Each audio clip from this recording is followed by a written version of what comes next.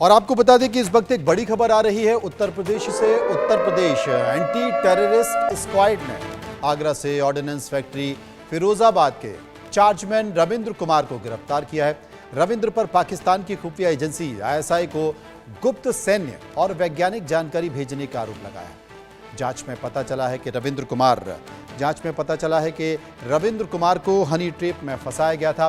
पाकिस्तानी खुफिया एजेंसी की महिला एजेंट ने सोशल मीडिया के जरिए रविंद्र से पहले दोस्ती की, इसके बाद उससे संवेदनशील जानकारी लेने लगी। इस पूरे खेल में रविंद्र फंसता हुआ चला गया। यूपी एटीएस अब रविंद्र से देश में आईएसआई के फैले पूरे नेटवर्क का पता लगाने की कोशिश कर रही है और ये पूछने की कोशिश कर रही है कि रविंद्र ने क्या क्या जानकारी दी और रविंद्र से हिंदुस्तान में यानी कि भारत में, इंडिया में कौन कौन लोग हैं जो उसके संपर्क में हैं।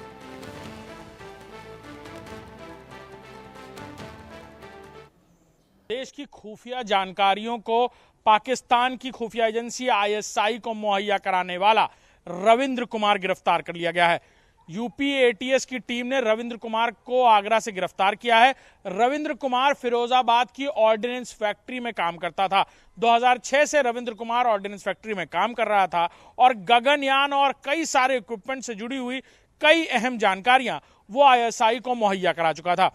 2024 में बताया जा रहा है कि रविंद्र कुमार की बातचीत नेहा नाम की एक लड़की से हुई, जो असल में आईएसआई में बैठी हुई एक एजेंट थी, यानी पाकिस्तान में आईएसआई के लिए काम कर रही एक एजेंट थी, जिसने रविंद्र को हनी ट्रैप किया और फिर धीरे धीरे रविंद्र ने उसके सामने कई सारे दस्तावेज, कई सारे फोटोग्राफ्स और कई सारे वीडियोस देश की सुरक्षा से जुड़े हुए उससे साझा करता रहा। इसके बाद कई सारे आईएसआई के हैंडलर से जुड़ी हुई जानकारियां भी रविंद्र देता रहा और गगनयान जो एक फ्लैगशिप योजना है भारत की, उससे जुड़ी हुई कई सारे इक्विपमेंट से जुड़ी हुई जानकारियां भी रविंद्र कुमार साझा करता था। कई सारे डॉक्यूमेंट्स थे जो रविंद्र कुमार चुपचाप उनकी फोटो खींचकर अपने मोबाइल फोन्स के जरिए नेहा को देता था। नेहा असल में एक बदला हुआ नाम है जो आईएसआई के लिए काम कर रही एक एजेंट है और उसने रविंद्र को हनी ट्रैप किया, अपने प्यार के जाल में फंसाया और फिर रविंद्र ने धीरे धीरे देश से गद्दारी करना शुरू किया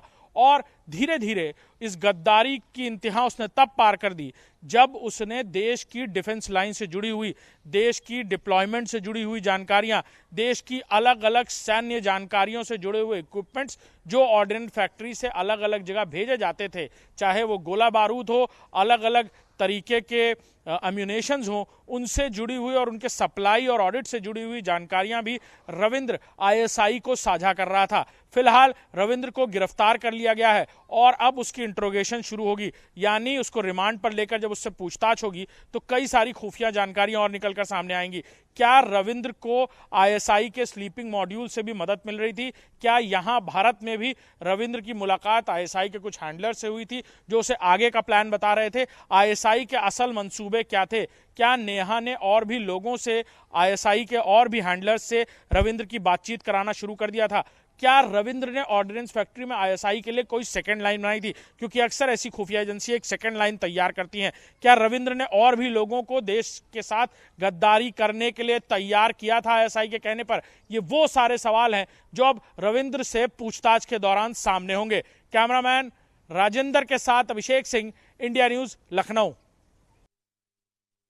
देखिए, एटीएस उत्तर प्रदेश और उनके सहयोगी कई एजेंसीज जिनके साथ हम लोग मिलकर काम करते हैं, उनके सूचना उनको प्राप्त हुई थी कि जो फिरोजाबाद डिस्ट्रिक्ट में एक ऑर्डिनेंस फैक्ट्री है, जिसमें हज़रतपुर, एग्जैक्टली जगह तो नाम हज़रतपुर है, ज़िला फिरोजाबाद, तो वहाँ पे एक व्यक्ति जो कि चार्जमैन के पद पर है, नाम रविंद्र कुमार, उनके द्वारा अपने पाक आईएसआई हैंडलर को अलग अलग सूचनाएं साझा किया जा रहा था, जो कि गोपनीय सूचनाएं हैं और काफ़ी संवेदनशील सूचनाएं हैं।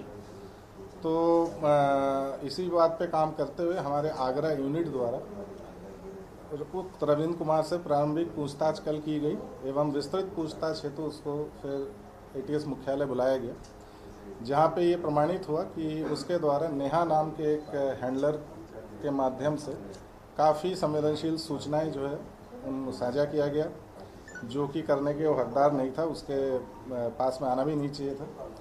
ये एक मोडस ऑपरेंडी आईएसआई की काफ़ी दिन से है कि अलग अलग हैंडलर्स के माध्यम से, विशेषतः महिलाओं के नाम लेकर हैंडलर बनाए जाते हैं और उसमें हनी ट्रैपिंग के माध्यम से, अन्य चैटिंग वगैरह के माध्यम से संवेदनशील जो संस्थाएं हैं, जैसे वाइटल इंस्टॉलेशंस हम लोग के, उसके लोगों को ट्रैप करते हुए उनसे सूचना निकाल लेते हैं और जिससे कि राष्ट्रीय सुरक्षा पर भारी खतरा बना रहता है। आइए अब बात कर लेते हैं होली के रंगों की। उत्तर प्रदेश के मुखिया योगी आदित्यनाथ भी होली के रंग में रंगे हुए दिखाई दिए। गोरखपुर मंदिर परिसर में आयोजित होली